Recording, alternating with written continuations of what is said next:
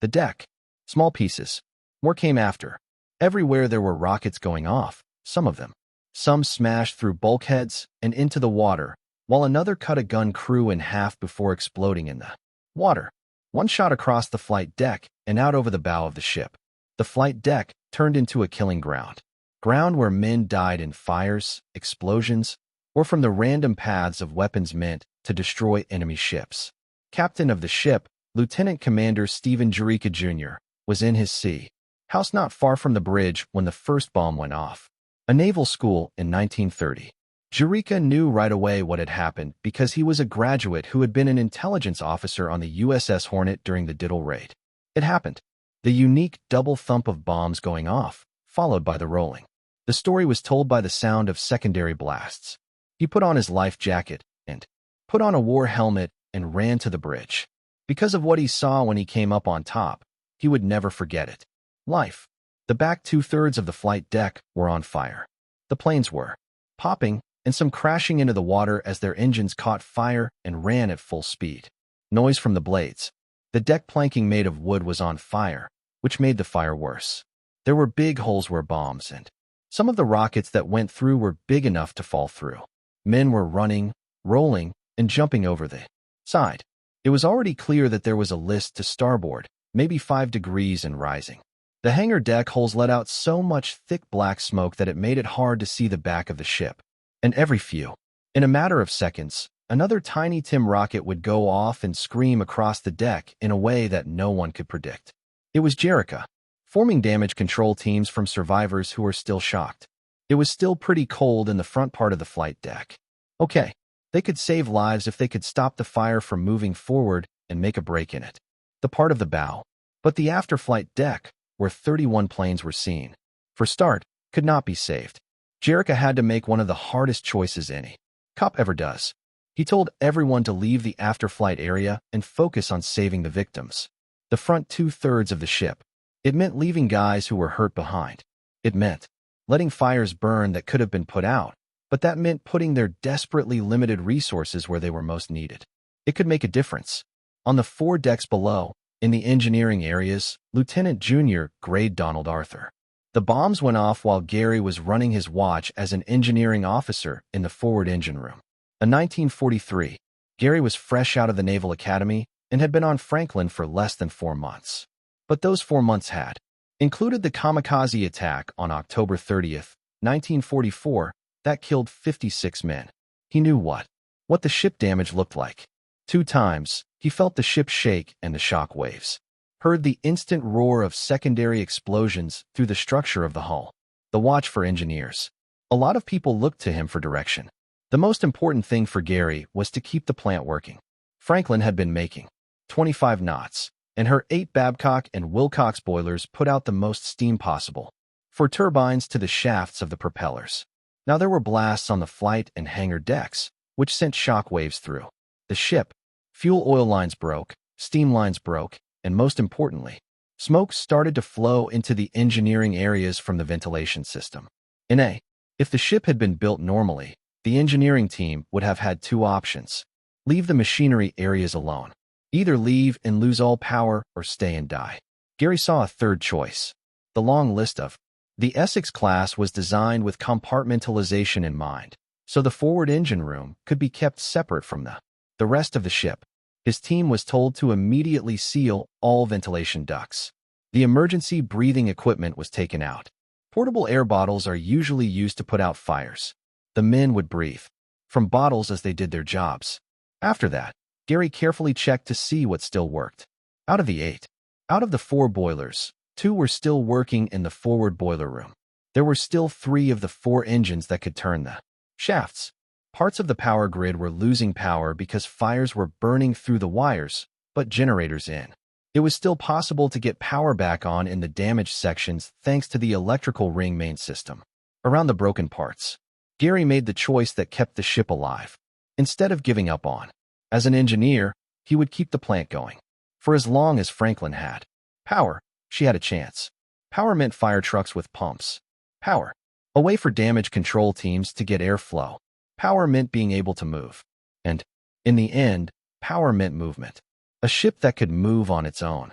A power ship could do things that a dead ship couldn't. But his team was dying of lack of air. The smoke. Too many people got in. The carry-on air bottles were short-lived. Gary. He remembered something from his engineering schooling and from the building plans for the ship. The CO2 device is meant to flood areas where fuel is stored in case of fire. In theory, it could be made to work to provide positive pressure air. There was a possible chance that hadn't been checked before. The method was made to move carbon dioxide, which would kill them right away.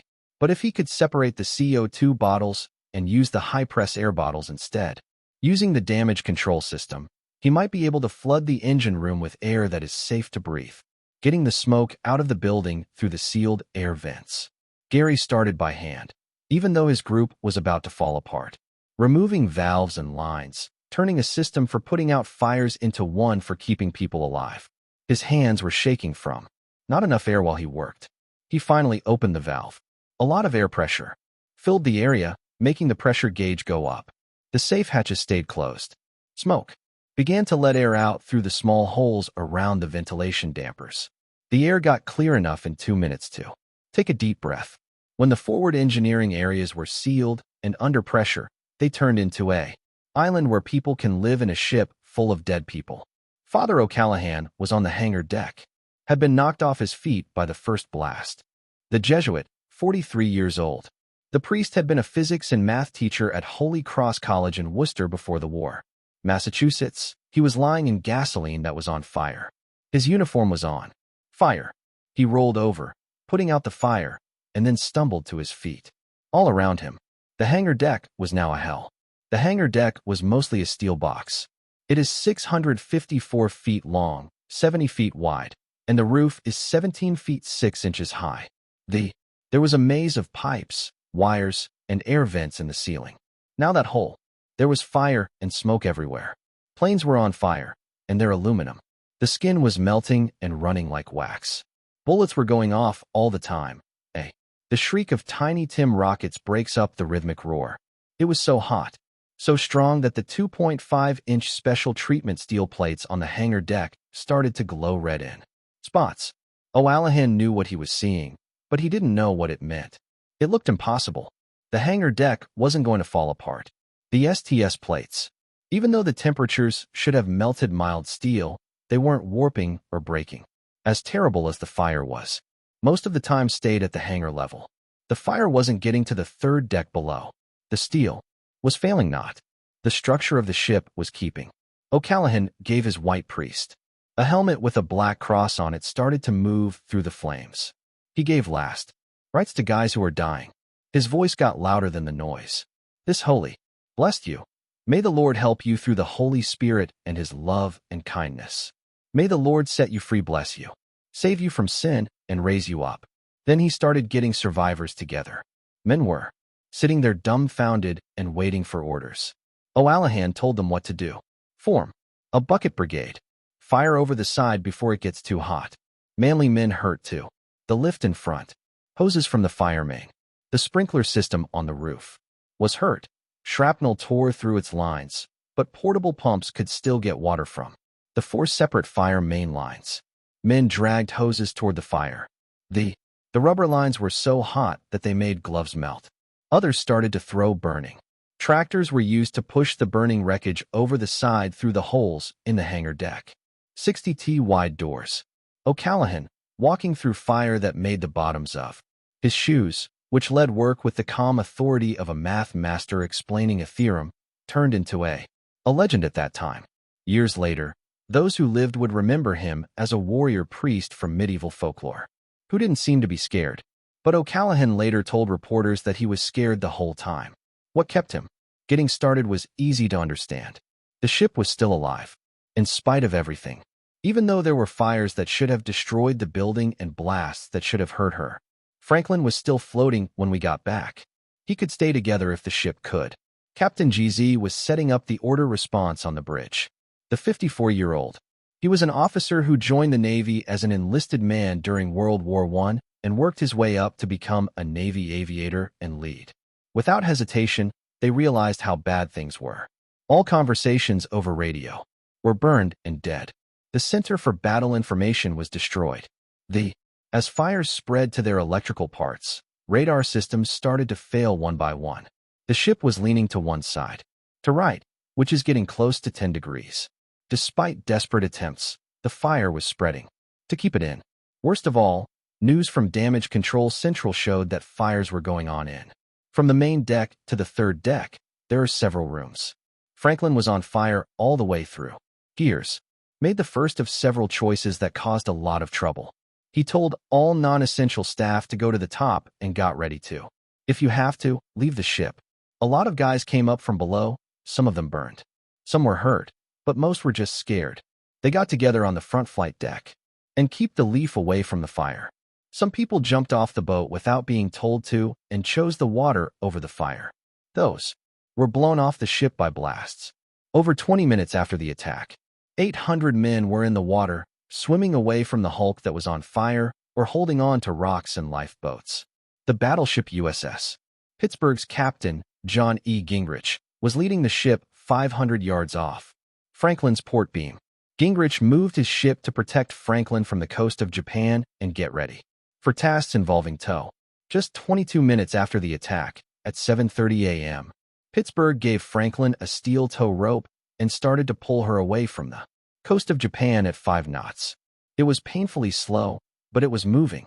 The cruiser USS Santa Fe, led by Captain Harold C. Fitz, made an amazing, quite a brave move.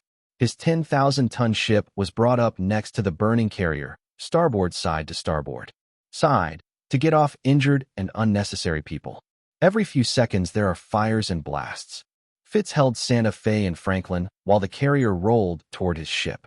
In place for more than an hour, men jumped across the space between the two ships as they came to a rough stop. The ship's carrier to the cruiser. Some people were put down on stretchers.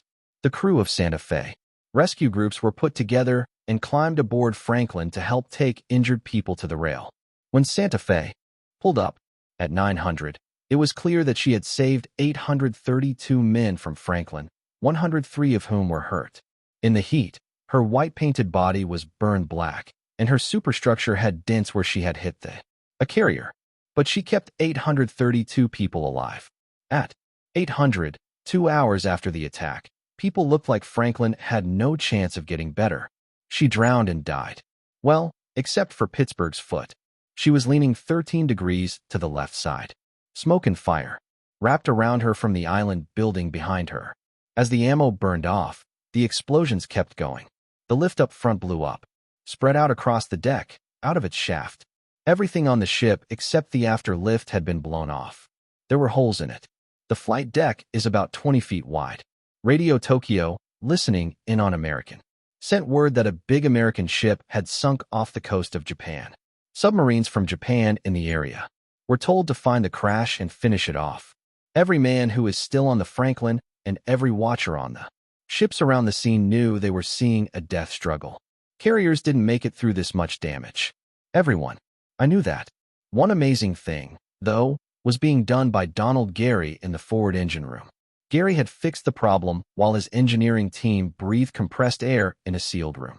2 of the forward boilers get steam flow. 3 engines were working for him. The electricity system, set up with emergency damage control lines, was giving power to important systems in the front part of the ship. At 8 o'clock, Gary sent a message to the bridge through phone with sound, the only way of communicating that still works. Forward engine room on the bridge. 2 boilers are giving off steam. The 3 turbines, operational, can turn in circles that are the same as 2 knots. 2 knots was hardly anything, just walking speed, but it was moving things forward. Captain. When Garris got this news, he made the most important choice of his life. Pittsburgh was told to cut off the tow. Franklin would be able to move on her own. Everybody who saw the ruling was shocked by it. It was a dead ship in the water that was constantly bursting and on fire couldn't make way. Thoughts. It looked crazy, but Garris knew something very important. A ship that could move had a chance. A ship in tow couldn't do anything.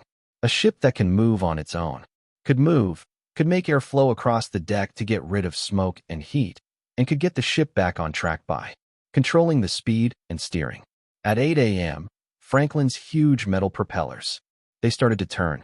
The mechanical team was able to get power back onto the starboard shafts. The ship was got farther away from Japan, but only by about 2 knots. It was one of the most amazing times in Navy history. Something that should have sunk was moving on its own.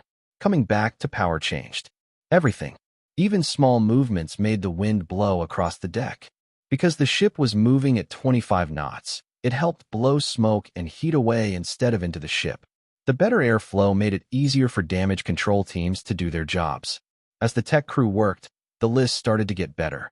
Carefully controlled counterflooding, flooding portside chambers on purpose to keep the thousands of tons of water that had built up on the opposite side while firefighters were working. The most important thing is that the team felt hopeful when they saw that the ship could move. Men who were about to leave the ship went back to their posts. If Franklin could move and someone could help her, Commander Jericho and his crews that were fixing the damage had put up a water wall across the deck at frame 110, which is about 400 feet from the bow. With every fire hose they could find, they put up a spray shield between the part they needed to save first and the fire behind them that they couldn't yet control. The water curtain is a new idea that was put into. The design of the Essex class worked just as planned. The spray wall took it in. Radiant heat and knockdown smoke made a line that firemen could hold as a defense.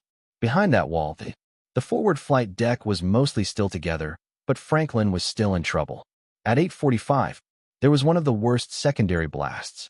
Below the hangar, a magazine full of 5-inch ammo went off. Deck. The blast was terrible.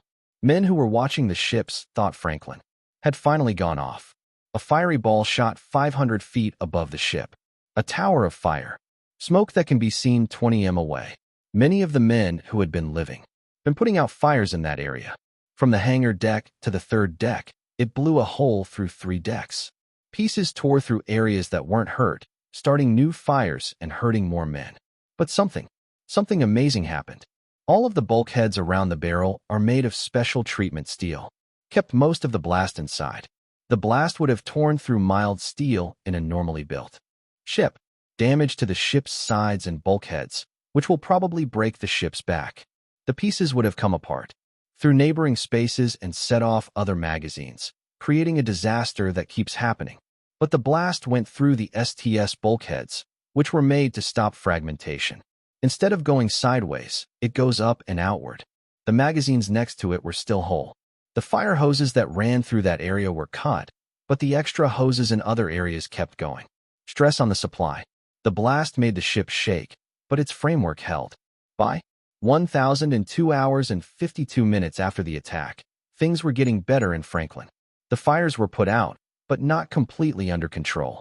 After careful counterflooding, the list had been cut down to 9 degrees. The power plant was giving off enough power for 4 knots, then 6, and then 8. Franklin was going 15 knots by noon. It was amazing how things changed. People had seen the carrier die, but it was now going at a good speed. Her team mostly put out her fires, starting to set up activities for recovery. 8 hours after the attack, at 1600, there were no longer any big fires. Smoke was still coming from the broken things and small fires. The fire kept getting worse as people working to fix the damage found new areas of burning material. The Holocaust was over, though. Franklin had made it. The price was crazy high.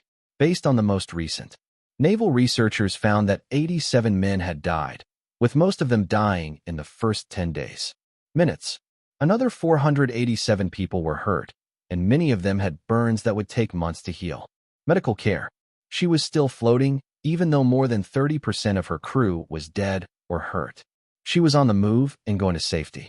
The bow was pointed southeast by Captain Garris, heading 2,500 meters away toward Ulithiadel. Franklin, who was accompanied by Pittsburgh and the long trip home began with the screening of warships. At first, her top speed was 15 knots, but as the mechanical team fixed things and added more boilers, she was able to reach 25 knots. She could get through it. The trip to Ulithi put Homer's design theory to the test in every way. Lenore Ferguson had fought for 5 years before. The Franklin was a sunk ship. She is barely seaworthy and has huge holes in her deck and hull, but she stayed afloat because her construction was strong. After fires that got as hot as 2,000 degrees Fahrenheit, the hangar deck showed. There was serious warping, but no catastrophic buckling. The heat had bent the beams that held up the deck, but they hadn't broken. Failed. Even though there were 53 holes in the flight deck, it still held the weight of damage control tools and the hundreds of guys who are working to make short-term fixes. The list, explosions, and counterflooding put stress on the hull plate, but it kept its watertight integrity. Most interestingly, the underwater defense system that was made to withstand rocket attacks, but stayed together even though it was hit by huge shock waves from blasts inside. Not a single important wall in the underwater safety system didn't work. Franklin got to Ulithi in March 24th, 6 days after the attack. She put her anchor in the lake, in a floating morgue, carrying 87 dead bodies. But she got there on her own. Repairs for now were built in 4 days, mostly to fix holes in the flight deck and build the ship's back end. Weatherproof for the trip to Pearl Harbor. Franklin left on March 28th. Ulysses for Pearl Harbor, still able to go 20 knots even though she was damaged. She showed up at Pearl Harbor on April 3rd, which made a big deal. Word that she was alive had spread through the Navy, but it was still amazing to see the damaged carrier enter the harbor on her own. The Navy made short-term fixes that were good enough for the long trip through the Panama Canal and to the Atlantic Ocean. On April 10th, Franklin left Pearl Harbor by herself and headed for the Brooklyn Navy Yard in New York. They got there on April 28th, 1945, almost 6 weeks after the attack. At New York, Navy engineers and Bureau of Ships experts could figure out how bad the damage really was. The 56th War Damage Report, which was put together over the next few months, showed how terrible it is. There was total damage to 40% of the hangar deck. Its size. There were 53 holes in the flight deck. The holes ranged in size from 3 feet up to 20 feet across. More than 30% of the crew's berthing rooms were on fire. In every way, a lot of heat bent the steel bulkheads. Everything inside was boiled down to ash. Thousands of structure parts had to be changed. Getting airflow. The whole system had to be rebuilt. The electricity system had to be completely rebuilt. The harm was so bad. It would take at least 2 years and almost as much money to fix that as to build a new carrier. But the structure was good. When naval builders looked at the keel, they found that it was straight and within limits. The shell of the ship kept their integrity through the fires and blasts. The areas for engineering. Even though they were damaged by smoke and some structural warping from the heat, they could be fixed. The frames and building members were stressed, but there was no major failure. Franklin could be fixed up. She could never be fixed up again. Repairs didn't start until after the war, but she could have been. That, in and of itself, was amazing. The Navy chose something else about Franklin's life right now. She was the most badly damaged aircraft carrier that made it through the war. Damage from fighting in a floating lab. Instead of starting fixes right away, the Navy chose to use her as a test subject to learn how carriers can escape major damage. 4. Engineers snarled through her ruins for months, measuring, taking pictures, and testing. They wrote down how the steel behaved when it was very hot, measuring how the structural parts changed shape and the temperature. Slopes that were there before the fire. They made a map of the blast events caused by the magazine explosion. STS bulkheads keep things inside. They looked into how the many separate fire mains had kept up the pressure even though large parts of the ship were damaged. All the information was gathered, studied, and put into a huge report that would tell everyone what they needed to know. Ship built after the war. But Franklin's survival wasn't the only proof that the Essex-class plan worked. During the last few months of the war, the class would show its worth in fight many times. 2 kamikaze planes hit the USS Bunker Hill off the coast of Okinawa on May 11, 1945. Had damage that killed 396 guys and hurt 264 more. When the attacks came, not more than 30 seconds apart, the first kamikaze crashed into planes on the flight deck that were getting fuel, which huge fires like the one in Franklin. The second hit went through to the gallery deck and set fire to the inside. The damage control teams at Bunker Hill fought fires for 5 hours before they were put out. She also lived, getting back to port by herself. She was so heavy, just like Franklin. She was badly damaged and never saw service again after the war, but she did not sink. The USS Intrepid made it through 4 different. During the war, kamikaze hit people. On October 29, 1944, it was hit. She was fixed up and put back into service. On November 25, 1944, they hit again. Fixed up again. Hit it. A third time on March 18, 1945. It was hit a fourth time on April 16, 1945. Each time, her team put out fires, fixed things, and then went back to fighting. She made it through the war and continued to serve until 1974, when she was finally taken out of service. 31 years of work. In New York City, she is now a museum ship, the USS Enterprise. The Big E was the ship that was bombed, torpedoed, and otherwise destroyed the most. A World War II aircraft carrier that made it through the war. Bombs went off at Eastern. Kamikaze strikes almost sank Solomon's, Santa Cruz, and other ships. In May 1945, every single time, her Essex-class system and damage control devices kept her alive. She lived through the war and served until 1947. The USS Lexington, the USS Wasp, the USS Ticonderoga, the USS Hancock, and the USS Belleau Wood. Randolph all took a lot of damage in fight, but lived. What held them together was the Essex-class style. A lot of special treatment steel was used, and there were a lot of compartments. The extra fire safety devices, the careful planning that made each part of the building work together. Getting by, none of these ships sank. None were left behind. Everyone got home. It wasn't luck. This was built by engineers. The difference between planes built too. There were clear and strong reasons for the different standards. The British tank carriers, which many experts before the war said would be more durable than American versions, turned out to be less durable in work on it. The 3-inch thick steel plate on their flight decks kept stopping bombs from getting into the hangar. When fires broke out in the garage because of other things, they were very hard to fight because the armored deck above and the armored hangar sides below made it. There was smoke and heat in the oven. The air conditioning and fans couldn't handle the heat. Firefighting groups couldn't get in. Work with the surroundings. British ships couldn't go to sea because of damage that an Essex-class carrier could fix in days. For weeks. In 1945, kamikazes hit the HMS Formidable twice. The protected flight deck stopped people from getting through, but fires in the hangar started by gasoline from the. Both times, the ship had to stop working because an airplane crashed. HMS. Damage to Illustrious that would have been judged moderate by Essex-class took it out of action several times. Standards. The HMS Victorious and the HMS Indomitable both had similar problems. Trouble. The British carriers were strong, but their protection meant they were less flexible and more likely to be attacked. Mission kill even if they made it through the first hit. The Japanese plane carrier force had some of the best carriers in the world at the start of the war, but design restrictions made it worse. By restrictions from treaties and a lack of combat training. In the middle of June 1942, 4 Japanese fleet carriers were sunk by bombs dropped by an Essex-class. It's likely that carrier would have lived. Keiji, Kaga, Soryu, and Hiryu all went one place. They went down after being hit by 1,000-pound bombs that went through to their hangar decks and set fuel and weapons on fire. The Japanese ships didn't have enough compartments. Their methods for fighting fires were, compared to American designs, they were very simple, and they didn't have much structural support. They were pretty much bombs that move. There was no way to stop the blasts once they started. Stop them. By 1945, Japan no longer had any fleet carriers that could. Of offensive activities, while the United States had 20 Essex-class carriers in use.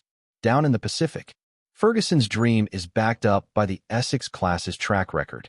It's very clear. 24 of the class's ships were built. 14 were in battle in world. During World War II, bombs, mines, and kamikaze planes hit them a total of 10 times. 39 times. They took damage that killed more than 2,600 men across the class. None of them sank. Not a single one was given up as a helpful total loss. All but Franklin and Bunker Hill of the damaged Essex-class carriers were fixed and put back into service. Kept in stock after the war because they didn't need to be fixed right away. There were 143 battle stars given to the class. They worked in all the big campaign in the Pacific from Tarawa to Tokyo Bay. But who was the man behind this beautiful design? He was born in Westville, North Carolina, on March 6, 1873. He came to the U.S. when he was 15 years old. The Naval Academy at Annapolis. He was a midshipman who was unusually young for that time. He is said to have finished in 1892 that he finished third, but some sources say he was first in his class. The records aren't clear. It is clear that he finished with honors and was chosen right away to go to college. Instead of going to sea, he was sent to UK's Glasgow University in 1892 to 1895 to learn naval design and marine engineering from the famous Scottish shipbuilders were the best at what they did at the time. Glasgow in the 1890s, it was the world's center for making ships. Scottish yards were built, the most modern and fastest ships in the world. Ferguson went to school with teachers who, during the American Civil War, had made blockade runners for the Confederacy, iron-framed fast ships, and new ways to create hulls.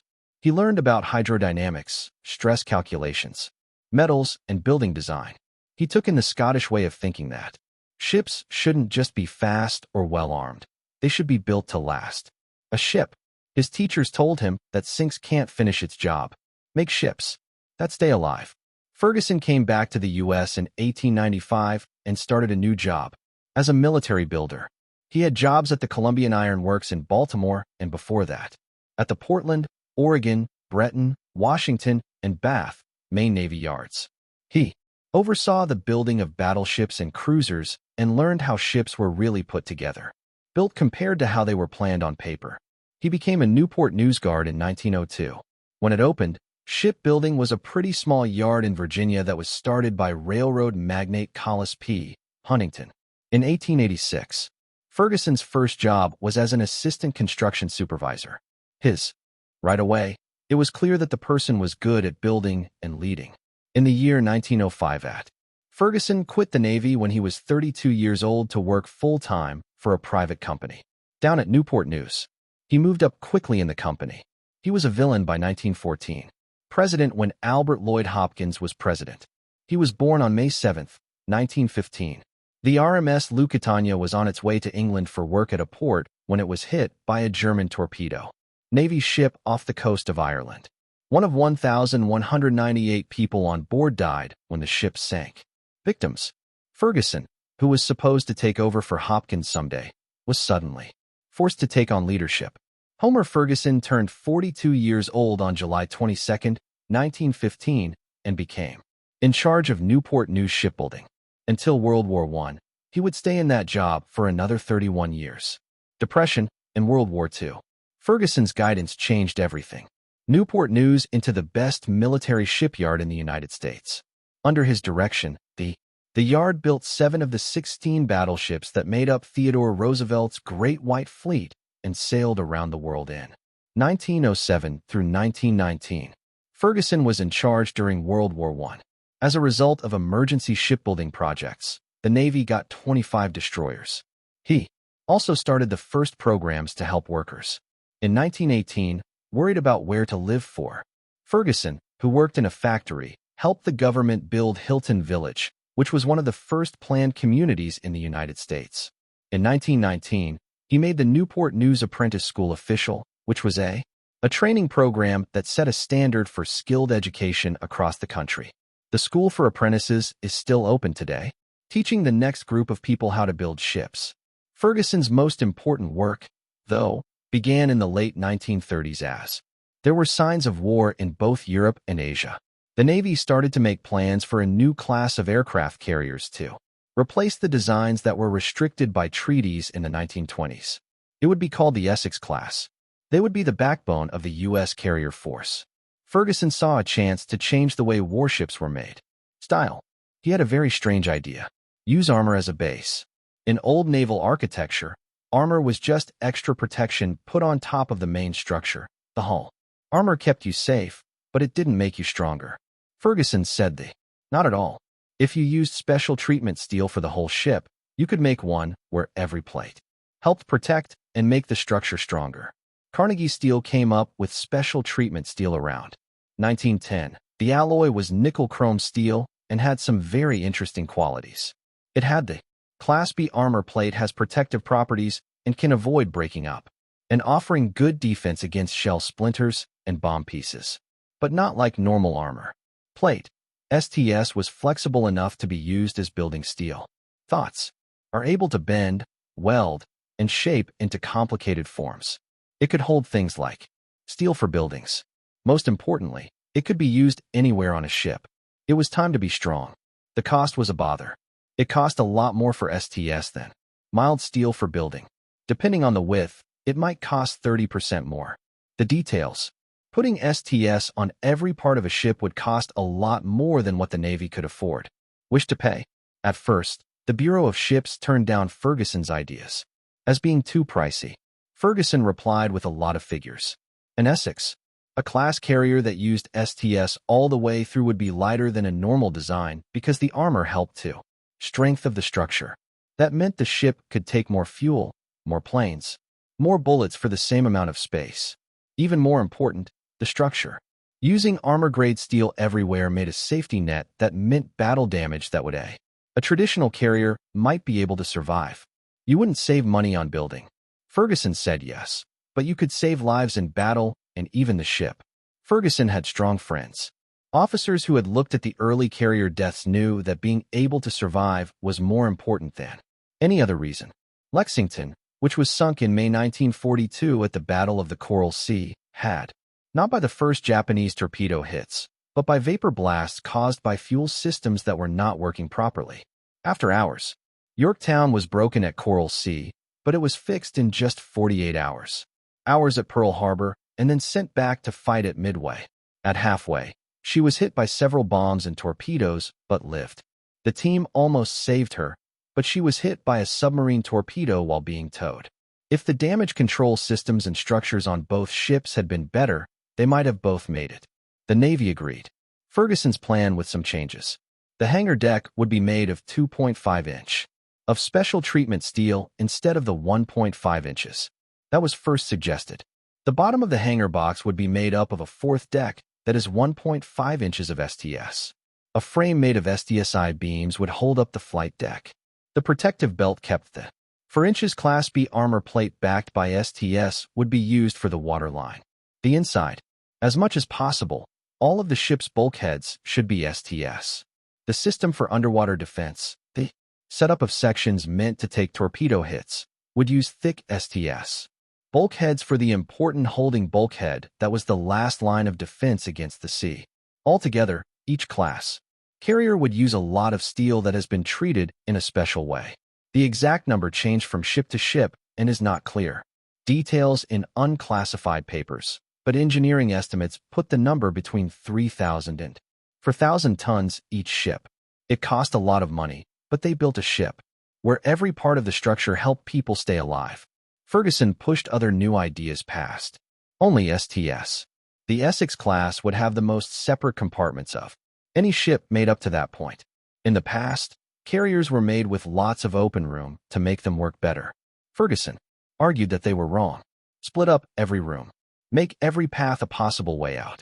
Start a fire.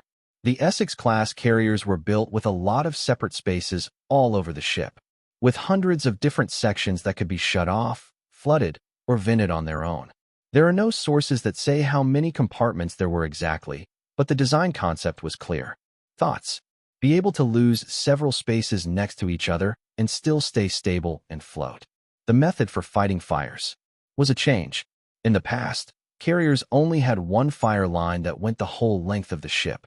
If the main was cut, whole sections lost the power to fight fires.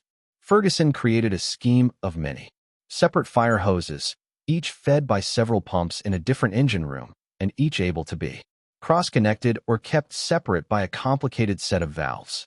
It had 9 different fire pumps, each able to send tens of thousands of gallons every minute. If a piece of the fire hair was cut, it was possible to change the flow through other parts. If one pump failed, other pumps would take over, could make up for it. The hangar deck got a sprinkler device that could spray water from above, whole area with water from the sea. For protection against fire and smoke, water curtains could be put up. The CO2, a flooding device, could put carbon dioxide into areas where fuel is stored to put out fires. Emergency airflow. Systems could either pressurize rooms to keep smoke out or let smoke out of rooms. The loss in every way. The control system was built with multiple backups and redundancy in case something went wrong. Even though systems would fail, the ship had to stay alive. The first group from Essex. On April 28th, 1941, the USS Essex CV-9 was laid down at Newport News ship. Putting up, Ferguson's yard was the best builder in its class. The ship was. It was finished in just 20 months and put into service on December 31st, 1942. It was named after the carrier that was lost at Midway. The USS Yorktown CV-10 was put down at Newport News on the 1st of December, 1941. Just 6 days ago, her keel was laid. Pearl Harbor. She was put into service on April 15, 1943, with Captain Joseph J. Clark in charge. The USS Franklin CV-13 was built at Newport News on December 7, 1942. Just 1 year after Pearl Harbor, she was put into service on October 14, 1943. Lieutenant Commander Mildred H. McAfee, who runs the Waves Women's Naval Reserve, is the sponsor. Franklin was put into service on January 31, 1944. None of Ferguson's new ideas had been shown to be good at battle when the first Essex-class carriers arrived in the Pacific in 1943. They were ideas, calculations, and design decisions made in shipyards and drawing rooms that were far from battle. The ships, they looked great, but would they hold up when put to the test? It came in. During 1943, 1944, and 1945, there was fight after battle. They got through. When kamikazes hit that would have sunk older carriers, they stayed afloat. When fires broke out in their hangars, the damage was terrible. The control methods were good. When bombs went through their decks, the compartmentalization kept the harm. The Essex class became the most popular type of aircraft carrier in past because Homer Ferguson insisted on making ships that could actually stay alive. Ferguson stayed. He was in charge of Newport News shipbuilding until July 31, 1946. At age 73, he quit, having seen his carriers survive every test battle they could force. He stayed involved in the Newport News neighborhood after he retired. He was an important part of starting the Mariners Museum in Newport News with Anna Hyatt Huntington and her. Got married to Archer M. Huntington. Ferguson was on the board of the museum and helped build its collections that show the past of making ships and doing business at sea. He passed away in March 14, 1953, just 1 week after turning 80 years old. He didn't get a Medal of Honor. He didn't get the Navy Cross or any other honor from Congress for his service in the war. His name shows up on no Navy ships. Most people had no idea who he was. It was too technical for him to contribute, too vague and far from the action of battle to really grab people's attention. But the men who lived through Franklin will never forget. In the years after the war, Franklin's relatives set up get-togethers. The first get-together took place in 1947 in New York City. There were about 200 men there. They told stories and talked about the dead and were amazed that they were still alive. The meetings happened every year for a long time, then every few years. Years as those who lived got older. The groups got smaller as guys died, but the ties stayed strong. On September 11, 1995, 50 years after the attack, about 80 survivors got together in Charleston, South Carolina, and went to see the USS Yorktown Museum ship. Essex-class ship like Franklin, going up and down the decks of a sister ship and looking at the rooms and fire hoses. The building's features, they had a better idea of how they had survived. They could see engineering in ways they had never seen it before when they were on the Franklin. The bulkheads of the STS, there were many fire escapes, separate areas, and other design choices that helped keep the building safe. They became real to me. In 2005, 60 years after the attack, not many survivors showed up to what would be the last public reunion. They met in Norfolk, Virginia, not far from the shipyard in Newport News where their ship had been made. The shipbuilder set up a tour for them. In their 80s, these guys walked through the yard where nuclear carriers were being put together. They saw stands for computer-aided design, robotic welding tools, and new materials. However, philosophy didn't change. Make ships that can last. The new ship, the practice that Homer Ferguson started, was carried on by builders of modern carriers. The people who lived told a simple lesson for young workers. Men like you built our ship well, which is why we're still living. Get these ships built right. 2. Men you'll never meet will owe you their lives one day. It was the most important fact of their experience.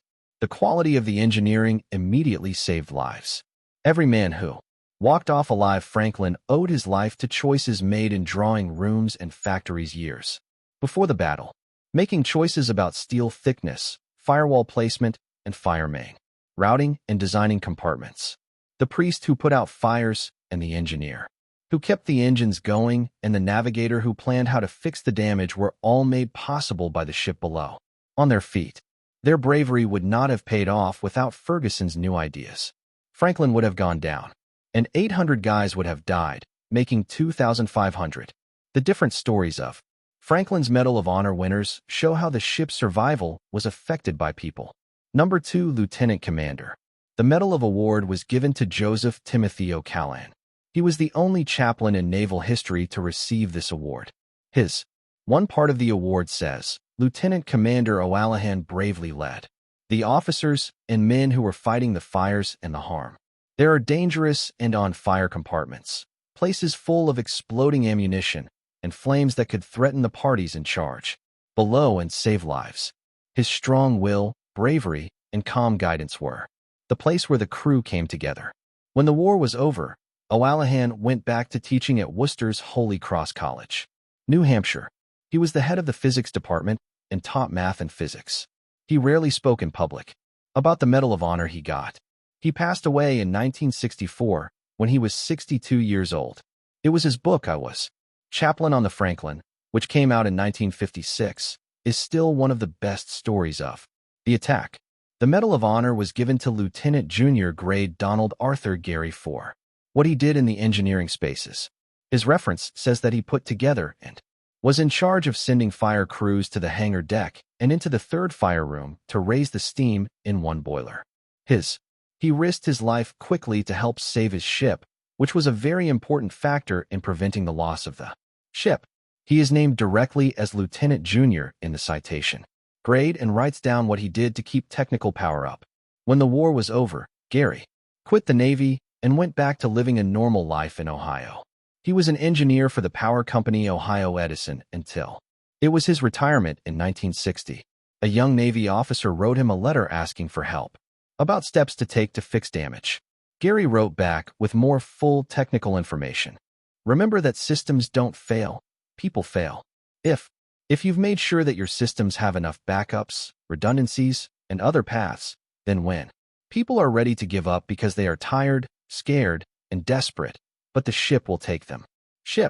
Gary passed away in 1977 when he was 56 years old. It was Commander Stephen Jerica Jr. The Navy Cross was given to a navigator who organized attempts to fix damage on the flight deck. He kept going after the war. He worked in the Navy and retired as a captain. What he did on Franklin, his later work in damage control training, was influenced by this. He passed away in 1983. There was still a lot of disagreement about Captain Leslie E. Garris.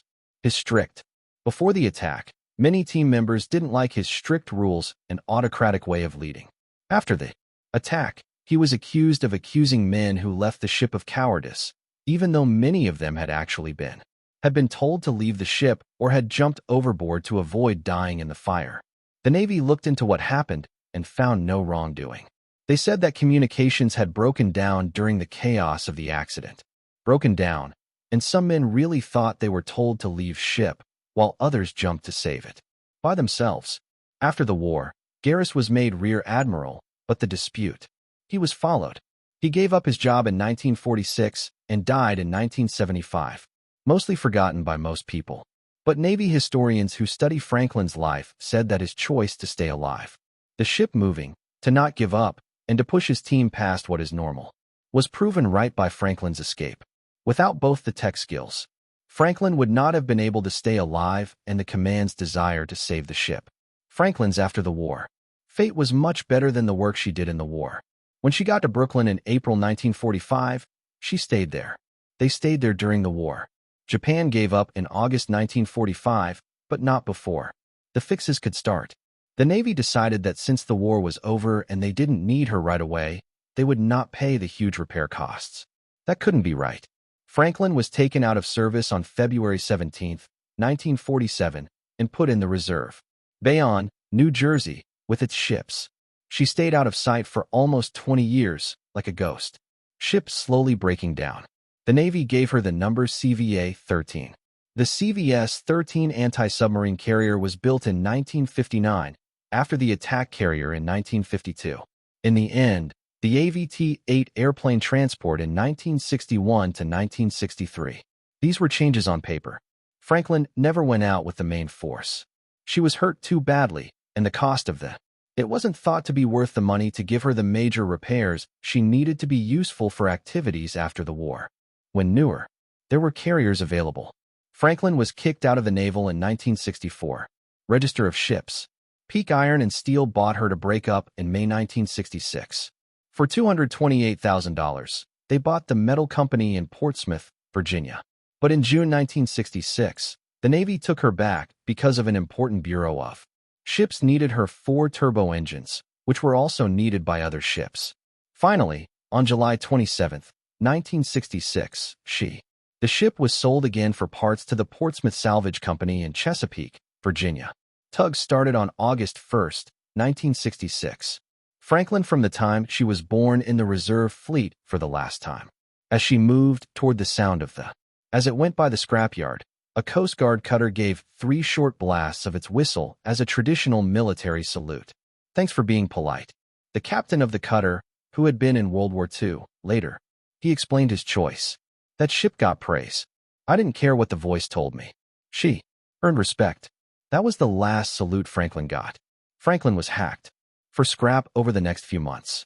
Her steel, which included the tens of thousands of tons of special steel that had saved her and was used to build something new. Navy tradition says that some of that steel, but not officially confirmed, went into building the USS Enterprise CVN-65. In 1961, the first aircraft carrier driven by nuclear power went into service. The Enterprise was in service for 51 years, longer than any other plane carrier in the past. Naval researchers were shocked when she was finally turned off in 2012. Noted that her survival traits, such as her many compartments and backup systems, could be traced back to their ancestors. This goes right back to the Essex-class design concepts. The ship that wouldn't go down had taught the Navy how to make ships that didn't have to show how tough they were like Franklin had. Today, in Washington, D.C., at the Naval History and Heritage Command, scholars can look at War Damage Report number 56. This is the original report on Franklin's injuries and survival. What the document over 300 pages of technical analysis, photos, and diagrams is still considered limited, but not because it contains details about current carriers, but the damage control methods it talks about are still useful today. The Navy thinks of them as tactically sensitive because they work so well. The Navy's damage control schools all use. See Franklin's life as a case study. Every naval architect who builds battleships looks at how well the last one held up together in situations that aren't possible.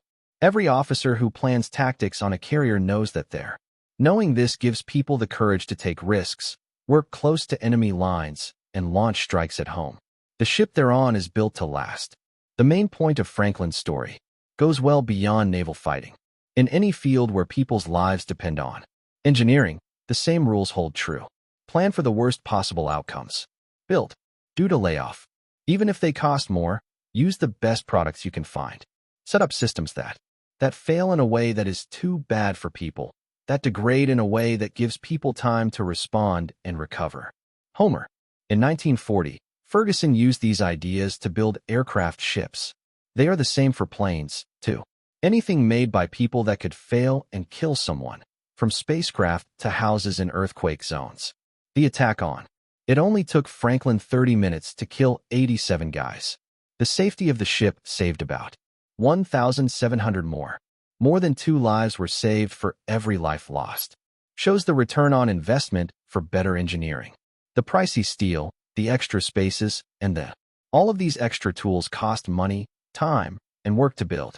But in battle, they saved 1,700 lives. No one can figure out what those men added to the world in the years following the war. How many kids they had and how many businesses they ran. How many kids they taught and how many lives they changed. The news of their survival spread for all generations. It is impossible to measure, but it is definitely real. Franklin's story is eventually about the victory that can't be seen, the one that comes before the battle and drawing. Places like shipyards and offices where engineers and builders make decisions that decide whether men will live or die. A long time from now, these choices don't have the excitement of a fight. There is no one who gets a medal for asking for bigger bulkheads. It doesn't make you a hero to insist on 2 sets of fire hoses. But these choices are just as important, if not more so, than being brave in dangerous situations. Give courage the chance to succeed. Homer Ferguson never got a Medal of Honor for building ships that saved lives. Many thousands of lives. He was never a hero in the news or in history books. His input was too technical, too general, and too far from the smoke and fight fire. But the Franklin men knew the 1,700 men who walked. People got off that burning ship alive and went home to families and futures. They lived long lives because their ship wouldn't let them die. They knew that at some point in the choices that went from idea to building, someone picked the right things. Someone insisted on the extra steel, the extra sections, and the double-checked methods. Someone thought that the lives of men were worth more money. And on March 19, 1945, off the coast of Japan, those choices were more important than all the bravery, suffering, and heroism that had been shown. Added up, because bravery without tools is death, and sacrifice without tools is death. It's a waste of skill. Heroism without help is a tragedy. But when brave men serve in ships designed by skilled builders, when sacrifice is possible because of good design, and when bravery is, if you plan carefully and have the right tools, you can win. Franklin taught this lesson at great cost, and then brought 1,700 witnesses home to prove that it's true. The ship that shouldn't have lived turned out to be the one that did. Possible, and, in doing so, confirmed every choice that had been made in building her. Making things